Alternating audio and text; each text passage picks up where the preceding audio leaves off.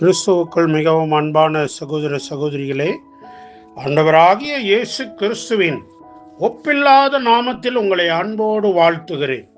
மறுபடியும் நாம் இந்த காலை தியானத்தில் சந்திக்கும்படி தேவன் நமக்கு கொடுத்தவருடைய பெரிதான கிருபைக்காக ஆண்டவரை துதிக்கிறேன். யோவான் 4ஆம் அதிகாரத்திலே சமாரியா என்கிற அந்த ஒதுக்கப்பட்ட யூதர்களாலே ஒதுக்கப்பட்ட அந்த பகுதியிலே ஒரு பெண்ணை ஆண்டவர் சந்திக்கிறார்.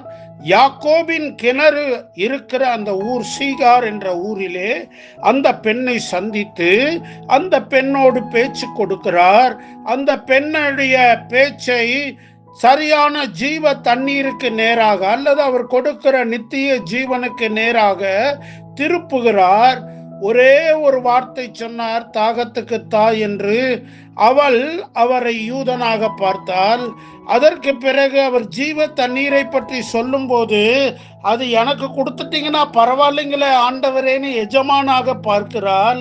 அதற்கு பிறகு ஆண்டவர் அவருடைய வாழ்க்கையை பற்றி சொன்னபோது, நீர் தீர்க்கதரிசி போல இருக்கிறதே என்று சொல்லுகிறாள்.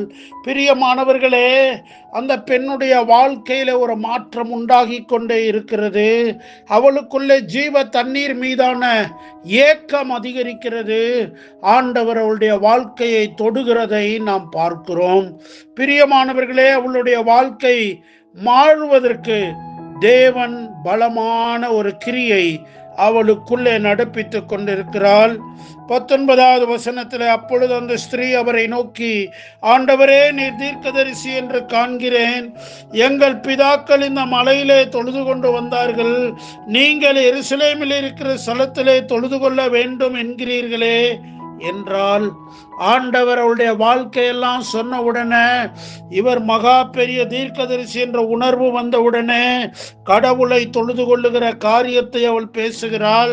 அப்படி அவள் சொல்லும் போது, எங்க பிதாக்கள் சமாரியராகிய எங்களுடைய பிதாக்கள் இந்த மலையில தான் சாமி கும்பிட்டாங்க, நீங்களோ எருசலேம்ல சாமி கும்பிடணும்னு சொல்றீங்க அப்படின்னு சொல்றா. அதற்கு இயேசு என்ன சொல்றாரு? யோவான் 4:21, அதற்கு இயேசு, ஸ்திரீயே, நான் சொல்லுகிறதை நம்பு. நீங்கள் இந்த மலையிலும் எருசலேமிலும் மாத்திரம் அல்ல, எங்கும் பிதாவை தொழுது கொள்ளும் காலம் வருகிறது. இதுவரைக்கும் உங்க ஊர்காரங்க இந்த மலையில தொழுதிருக்கலாம், எங்க ஊர்காரங்க எருசலேம்ல தொழுதிருக்கலாம்.